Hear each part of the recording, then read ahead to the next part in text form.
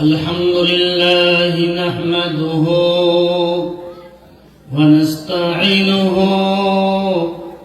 ونستغفره ونؤمن به ونتوكل عليه ونعوذ بالله من شرور أنفسنا ومن سيئات أعمالنا من يهده الله فلا مضل له ومن يضلله فلا هادي له وأشهد أن لا إله إلا الله وحده لا شريك له وأشهد أن سيدنا وسندنا ونبينا وحبيبنا ومولانا محمد صلى الله تعالى وعلى آله وصحبه وبارك وسلم تسليما كثيرا أما بعد فقد قال الله تبارك وتعالى في كلامه المجيد والفرقان الحميد أعوذ بالله من الشيطان الرجيم بسم الله الرحمن الرحيم اقرأ باسم ربك الذي خلق خلق الإنسان من علق اقرأ وربك الأكرم وقال النبي صلى الله عليه وسلم من قرأ القرآن وعمل بما فيه ولبس والداه تاجا يوم القيامة جوءه أحسن من ضوء الشمس صدق الله العظيم وصدق رسوله النبي الكريم ونحن على ذلك من الشاهدين والشاكرين والحمد لله رب العالمين সম্মানীয় আজকের এই ধর্মীয় সভার সভাপতি সাহেব, মঞ্চে উপবিষ্ট উলামায়ে কিরাম, সামনে বসা মুরব্বিয়ানের সমাজ, ছোট এবং বড় ভাই বন্ধুগণ, অপরদার নিশিনীর মা এবং ভগ্নীগণ, সর্বপ্রথম আমি আপনাদেরকে আমার অন্তর থেকে সালাম জানাই। আসসালামু আলাইকুম ওয়া রাহমাতুল্লাহি ওয়া বারাকাতুহু। আমরা সবাই এই জায়গায় দ্বীনি কথা শোনার জন্য আসছি, এটাই তো ঠিক না? না আরো কোনো উদ্দেশ্যে আসছিল? জীবনের বহুত বাজার করছি, কিন্তু আফসোসের বিষয় আজকে ধর্মসভার উদ্দেশ্যে আসার পরেও আমাদের কিছুগুলা ভাই রাস্তাঘাটে এদিক ওদিক বাজারে ঘোরাফেরা করতেছি, এটা পরিতাপের বিষয়। মহাতারাম দোস্ত, আমরা যেই জায়গাটাতে বসে আছি এটা আল্লাহর নবীর বাড়ি। এটা কোন জায়গা? আল্লাহর নবীর বাড়ি। এই জায়গায় আল্লাহ এবং আল্লাহর রাসূলের দ্বীনের শিক্ষা দেওয়া হয়। সেই উদ্দেশ্যে আমরা কিছু সময় বাছাই করে নিয়ে এই জায়গায় আসিয়াছি, যাতে কিছু দ্বীনি কথা শিখতে পারি। না অন্য কোন উদ্দেশ্যে আসছিল তো আমার সাথে কিছু হা হু বলবেন। তো আপনাদের সম্মুখে এই বাড়ির বিষয়ে, মাদ্রাসার বিষয়ে, ইলমে দ্বীনের বিষয়ে, কোরআন এবং হাদিসের বিষয়ে কিছু সময় কথা দাঁড়িয়ে ধরবো বলে আশা করছি। যদি আমল করার মতো হয় আমরা আমল করব। করবো তো ইনশাআল্লাহ? করবো ইনশাআল্লাহ। কে কে করবো? হাত তুলি একবার। করবো ইনশাআল্লাহ। মাশাআল্লাহ। আল্লাহ রাব্বুল আলামিন আমাদেরকে আমল করার তৌফিক দান করুন। মহতরম দোস্ত, এই জায়গাটা শিক্ষা প্রতিষ্ঠান, যেই জায়গায় দ্বীনের শিক্ষা দেওয়া হয়। আমি আপনাদের সম্মুখে একটি আয়াত তেলাওয়াত করিয়াছি। কোরআন শরীফের সর্বপ্রথম আয়াত, সর্বপ্রথম বাক্য, সর্বপ্রথম শব্দ, যে শব্দটা আমাদের নবী সাল্লাল্লাহু আলাইহি ওয়াসাল্লামের উপরে নাযিল করিয়াছেন, সেটা কি জানেন? সেটা হলো, এ নবী তুমি পড়ো, এ নবী তুমি পড়ো।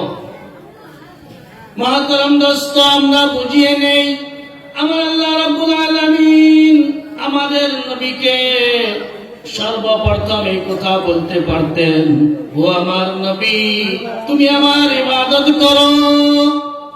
আল্লাহ রাব্বুল আলামিন এই কথাও বলতে পারতেন, ও নবী তুমি নামাজ কায়েম করো। আল্লাহ রাব্বুল আলামিন এই কথাও বলতে পারতেন, ও নবী তুমি তোমার বাবা মার খিদমত করিও।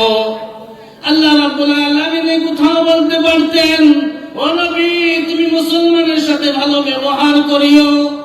ও নবী তুমি দুনিয়ার মধ্যে ইসলামকে কায়েম করো। এইগুলা কথা বলতে পারতেন, কিন্তু মহান আল্লাহ রাব্বুল আলামিন এগুলা কথা বললেন না। মহান আল্লাহ রাব্বুল আলামিন একটা কথা বলিয়ে দিলেন, ও মুহাম্মদ ইকরা, তুমি পড়ো। আমার আল্লাহ রাব্বুল আলামিন জানে মানুষ যখন পড়বে মানুষ আল্লাহ রাব্বুল আলামিনকে চিনবে। আমার আল্লাহ রাব্বুল আলামিন জানে মানুষ যখন পড়বে মানুষ তার পিতামাতার খিদমত করবে। আমার আল্লাহ রাব্বুল আলামিন জানে মানুষ যখন পড়বে মানুষ দুনিয়ার মধ্যে ফাসাদ করবে না। আমার আল্লাহ রাব্বুল আলামিন জানে মানুষ যখন লেখাপড়া করবে মানুষ দুনিয়ার মধ্যে ব্যভিচার করবে না।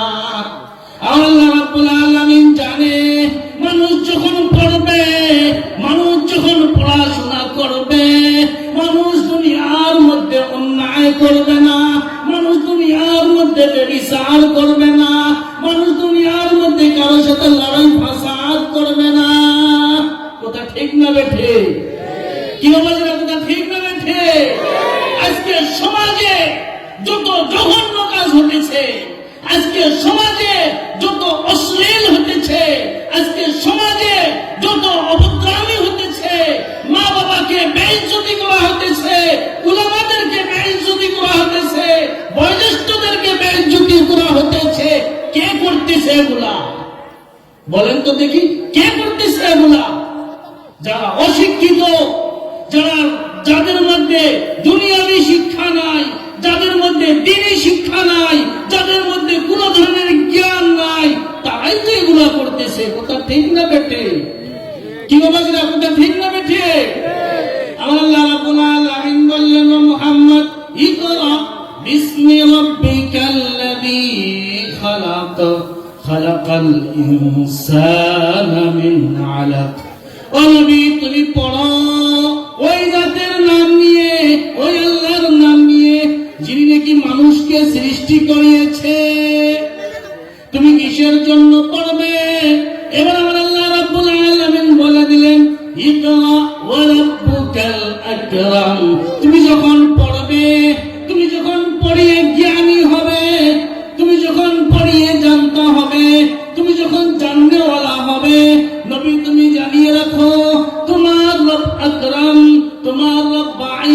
ইজ্জতওয়ালা আর যে লেখাপড়া দুনিয়ার মধ্যে করে আমি আল্লাহ রাব্বুল আলামিন তাকে সম্মানী বানায় দেই।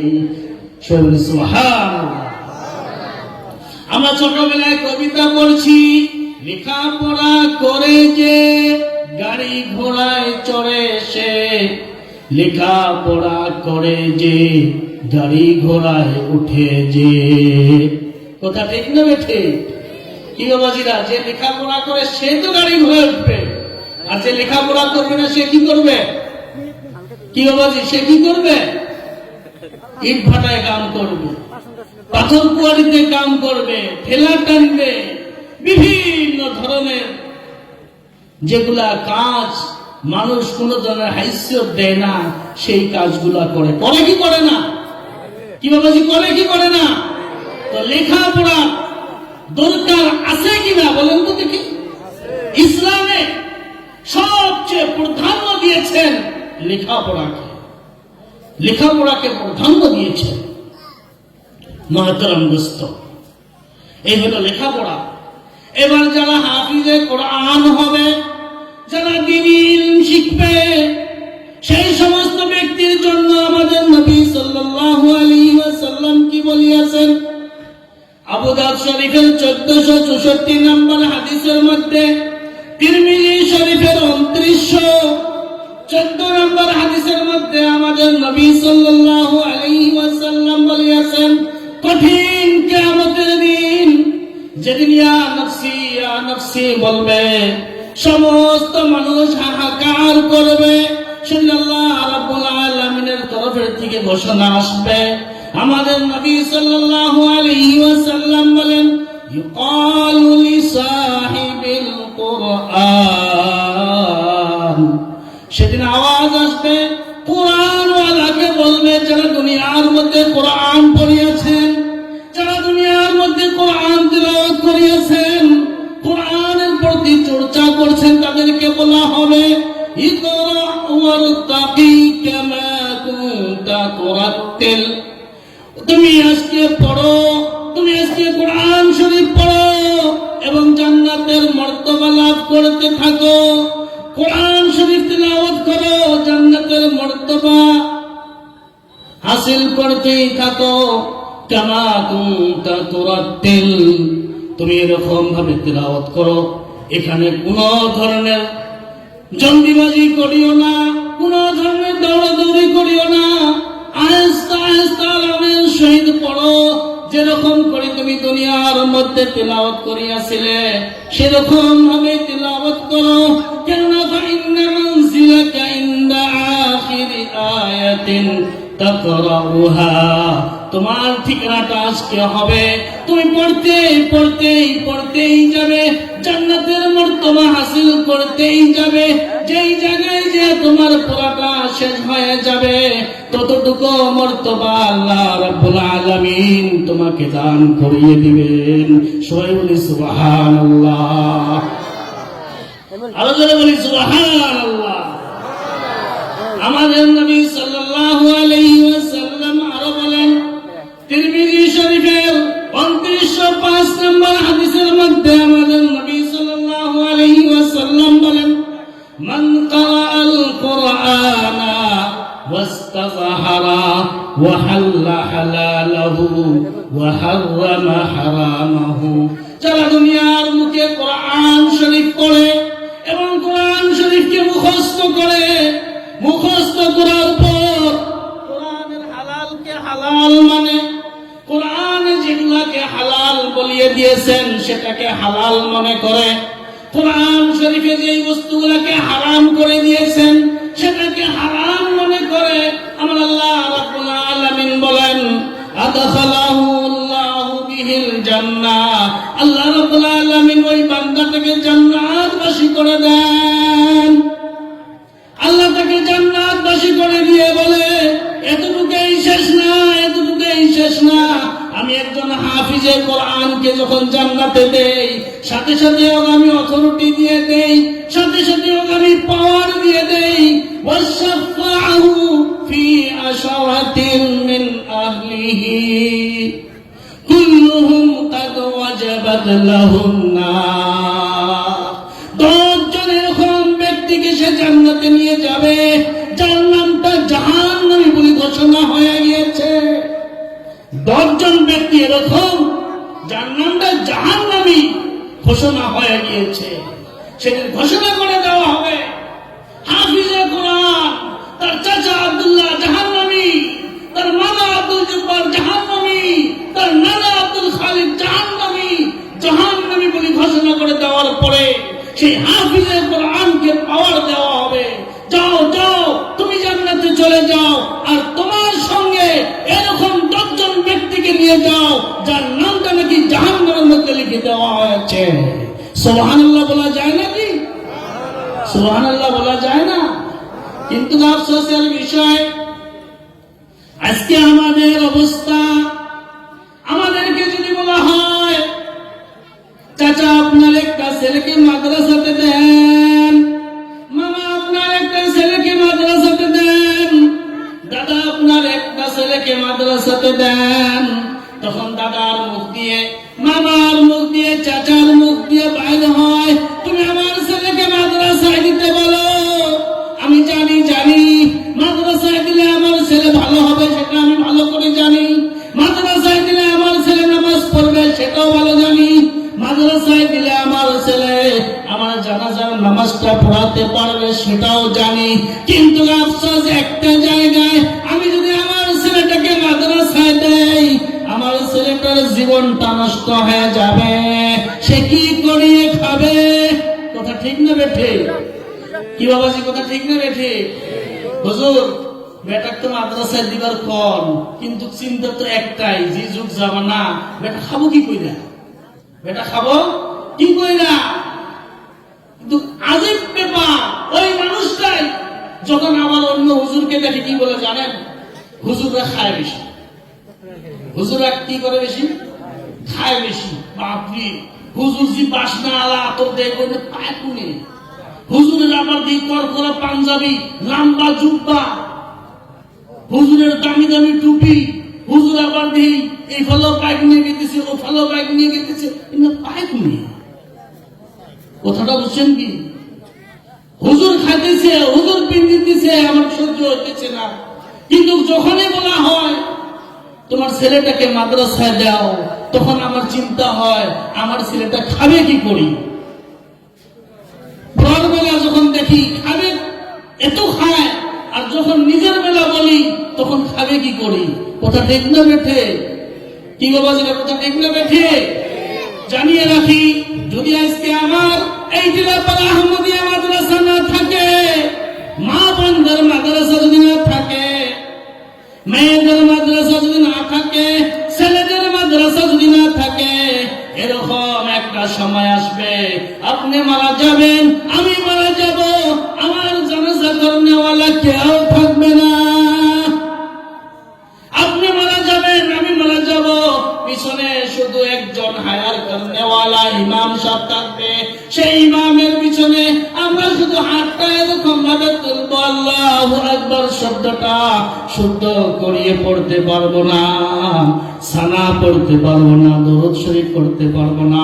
এমনকি মাইয়েতের জন্য দোয়া করতে হয়, আল্লাহুম্মা গফিরলি হাইয়িনা, হে আল্লাহ তুমি আমাকে মাফ করে দাও, আমার জীবিতদেরকে মাফ করে দাও। ওয়া মাইয়িতিনা, যারা আমার থেকে বিদায় নিয়ে গিয়েছে তাদেরকে মাফ করে দাও।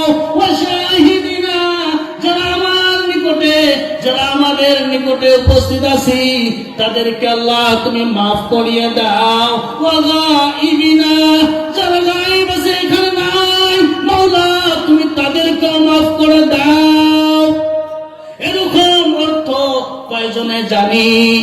কয়জনে জানিব? জানি।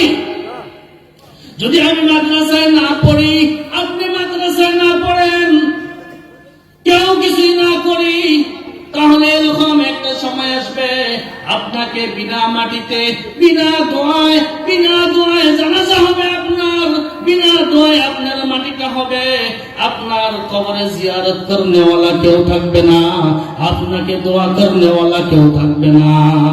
আমাদের নবী সাল্লাল্লাহু আলাইহি ওয়াসাল্লাম বলেন, কুন আলিমান, ও উম্মতরা তোমরা আলিম হও, তোমরা প্রত্যেকজনে মুমিন আলিম হও। যদি এবার আলিম হতে না পারো, আও মুস্তামিআন, কমসে কম একজন আলিমের কথা শুননেওয়ালা হয়ে যাও। যদি আলিম হতে পারো নাই, আও মুত্তাবিআন, একজন আলিমের ইতাআত করনেওয়ালা, একজন আলিমের তাবেদারি করনেওয়ালা, একজন আলিমের নকশে কদমে চলনেওয়ালা হয়ে যাও। এইবার যদি তাও করতে পারো নাই, আও মুস্তামিআন, আলিমে কি কয় সেগুলা শোনো। কে বলছে?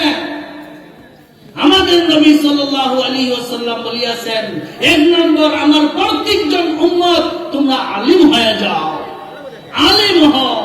আলিম হতে পারো নাই, আলিমে কি কয় সেগুলা স্মরণ করো, সেগুলা অনুসরণ করো, সেগুলার প্রতি চলো। করতে পারো নাই, কমসে কম একজন আলিমে কি কয় সেটা শুনো, সেটা শুনো। কিন্তু আমাদের খাসলত, আমাদের অভ্যাস, যদি কোনো আলিম আমাদের সম্মুখে বয়ান করে, আমাদের সম্মুখে দিনের কথা বলে, আমরা বাহিরে আনাগানা করি, হুজুর বলতেই থাকি, আমরা তো আগেরটা করবই। কথা ঠিক না বেঠে? আমাদেরটা তো আমরা করবই, হুজুর কি কয় করতে থাকি। এবার কান খুলিয়ে শুনেন, আমাদের নবী সাল্লাল্লাহু আলাইহি ওয়াসাল্লাম বলিয়াছেন, নাম্বার 1, তোমরা সবাই আলিম হও। নাম্বার 2, সবাই আলিম হতে পারো নাই, আলিমের পেয়ারবি করো। নাম্বার 3, আলিমের পেয়ারবি করতে পারো নাই হুবাহু, কমসে কম আলিমের কথাগুলো শোনো। এবার আলিমের কথা শোনার জন্য সময় পাই নাই, আলিমের মজলিসে বসতে পারি নাই। আমাদের নবী সাল্লাল্লাহু আলাইহি ওয়াসাল্লাম বলিয়াছেন, আও মুহিব্বান, কমসে কম একজন আলিমকে দেখিয়ে মহব্বত করো, একজন আলিমকে দেখিয়ে মহব্বত করো।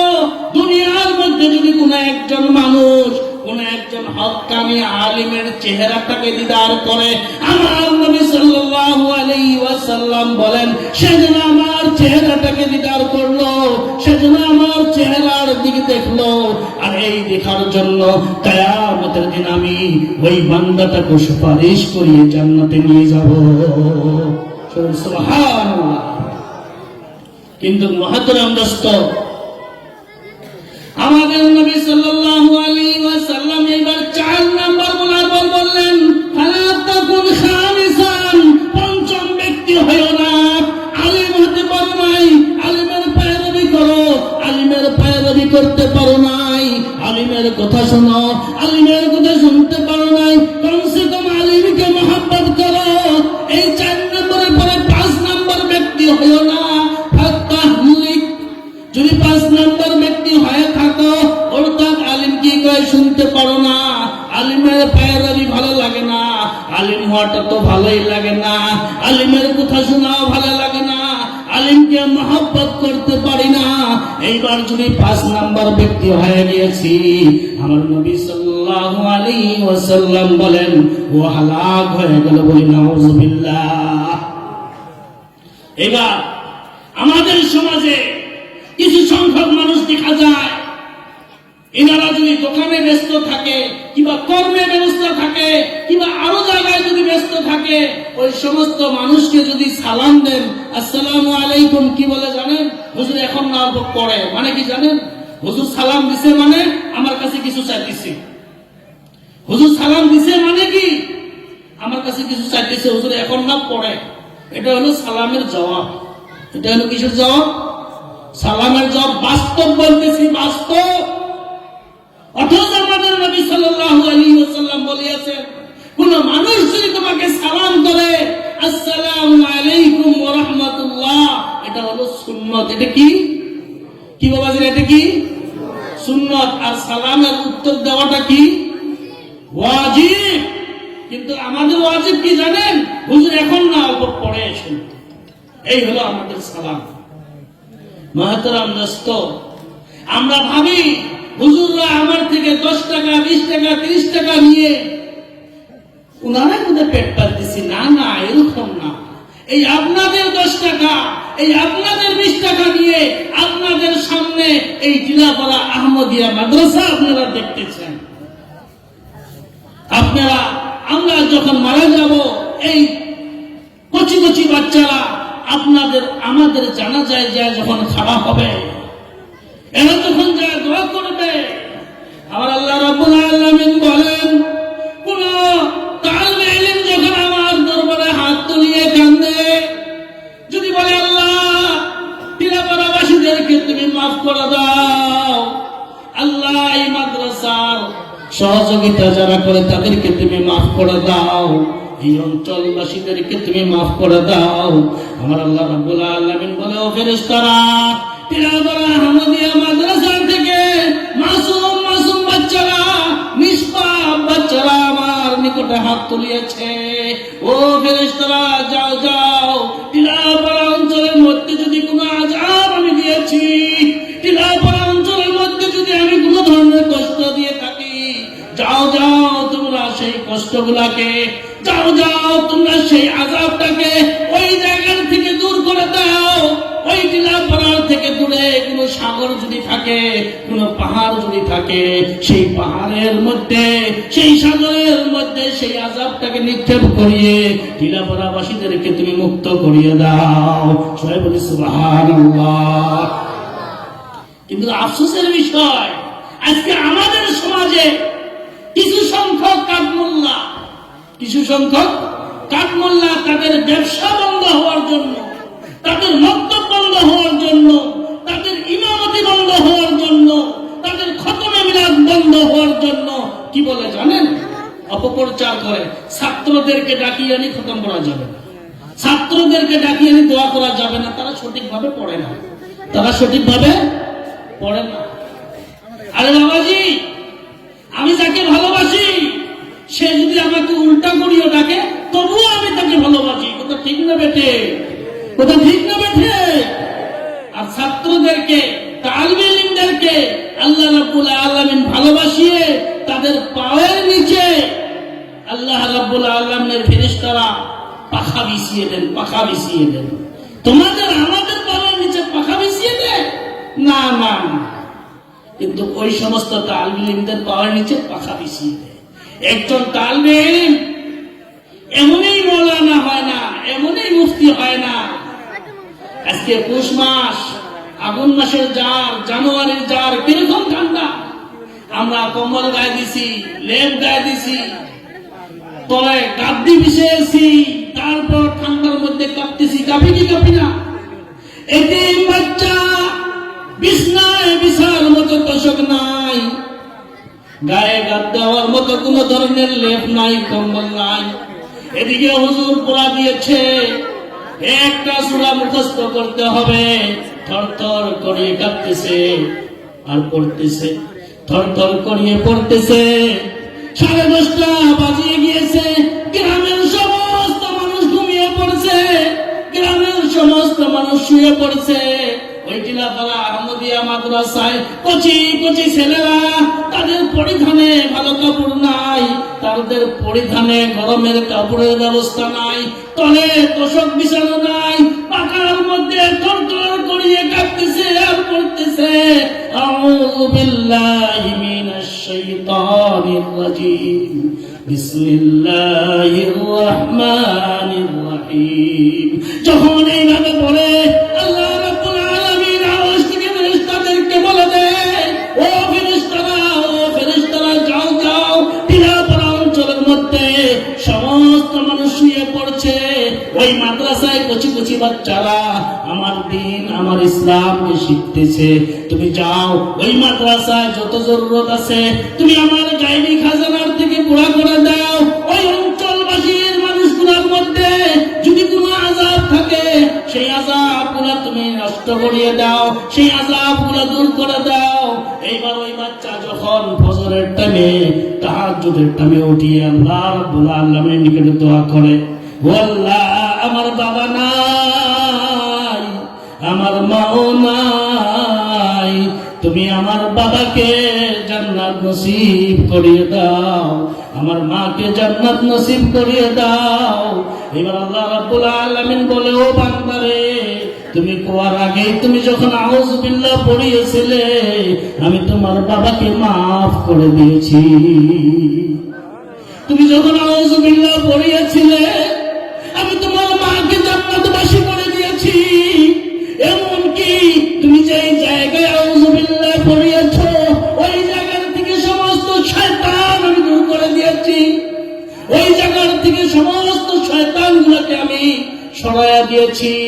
ওই জায়গায় যত আযাব আসার কথা ছিল, আমি সমস্ত আযাবগুলোকে দূর করে দিয়েছি। ওই জায়গায় যত মুসিবত আসার কথা ছিল, ওই জায়গার মুসিবতগুলোকে আমি দূর করে দিয়েছি। বরং ওই জায়গার মানুষগুলোকে আমি রহমতের দ্বারায় ভরপুর করে দিয়েছি। বলি সুবহানাল্লাহ। মাহতারাম দোস্ত, অঞ্চলের মধ্যে মাদ্রাসা হওয়া এটা একটা আল্লাহর নিয়ামত। আমরা এই মাদ্রাসাকে মহব্বত করি, তালিবে ইলমদেরকে মহব্বত করি, তাদের সাথে ভালো ব্যবহার করি, তাদের সাথে ভালো ব্যবহার করি, ঘৃণার নজরে না দেখি, ঘৃণার নজরে না দেখি।